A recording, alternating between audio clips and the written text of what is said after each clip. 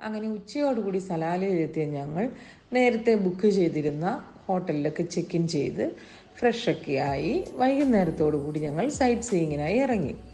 നേരെ ഞങ്ങൾ പോയി നമ്മളുടെ വാഴത്തോപ്പുകളിലേക്കാണ്.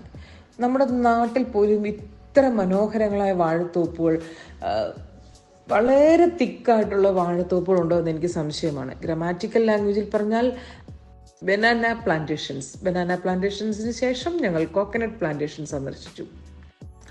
അവിടെ നിന്ന് കുറച്ച് മുന്നോട്ട് പോകുമ്പോൾ ചേരമാൻ പെരുമാളിൻ്റെ ടോംബ് എന്ന് പറയപ്പെടുന്നു. അവിടെ ഒന്നും എഴുതിയൊന്നും വെച്ചിട്ടില്ല. അതൊന്ന് പ്രോപ്പറായിട്ട് മെയിൻറ്റെയിൻ ചെയ്യാത്തതുകൊണ്ട് നമുക്ക് ചെറിയ സങ്കടമൊക്കെ തോന്നി. അവിടെ നിന്ന് നേരെ മുന്നോട്ട് പോയത് നബി ഇമ്രാൻ്റെ ടോംബ് സന്ദർശിക്കാനാണ്. അദ്ദേഹത്തിന് 10 മീറ്റർ നീളമുണ്ടെന്നാണ് പറയുന്നത് അദ്ദേഹത്തിൻ്റെ ടോംബിന്.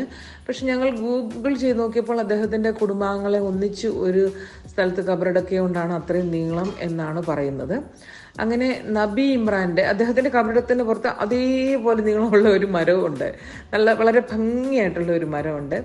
അത് കഴിഞ്ഞ് ഞങ്ങൾ കാണാൻ പോയത് അൽനാദ ടവർ ഓഫ് സലാല കണ്ടു. അതിനുശേഷം പിന്നെ കുറച്ച് ഖരീഫ് സൂക്കുകളെ കൂടെ ഒക്കെ കറങ്ങി നടന്നതിന് ശേഷം വീണ്ടും ഞങ്ങൾ കോക്കനട്ട് ബീച്ചിലെത്തിയപ്പോൾ നമ്മുടെ മസ്കറ്റിലെ ബീച്ച് പോലെയല്ല, നല്ല ശക്തമായ തിരമാലകൾ അടിക്കുന്ന ബീച്ചാണ്. അതുകൊണ്ട് തന്നെ അവിടെ for your safety swimming is prohibited എന്നൊക്കെ എഴുതി വെച്ചിട്ടുണ്ടായിരുന്നു. അതുകൊണ്ട് ഞങ്ങൾ വെള്ളത്തിലൊന്നും ഇറങ്ങാൻ പോയില്ല. കുറച്ച് സന്ധ്യ ആയതുകൊണ്ട് വീഡിയോ ഒന്നും ക്ലിയർ അല്ലായിരുന്നു. ബട്ട് ഞങ്ങൾ കുറച്ച് നേരം ആ കോക്കനട്ട് ബീച്ചിലൊക്കെ ചെലവഴിച്ചതിന് ശേഷം തിരിച്ചു പോന്നു. ഇനി നാളത്തെ വീഡിയോയുമായി നാളെ കാണാം. Bye bye.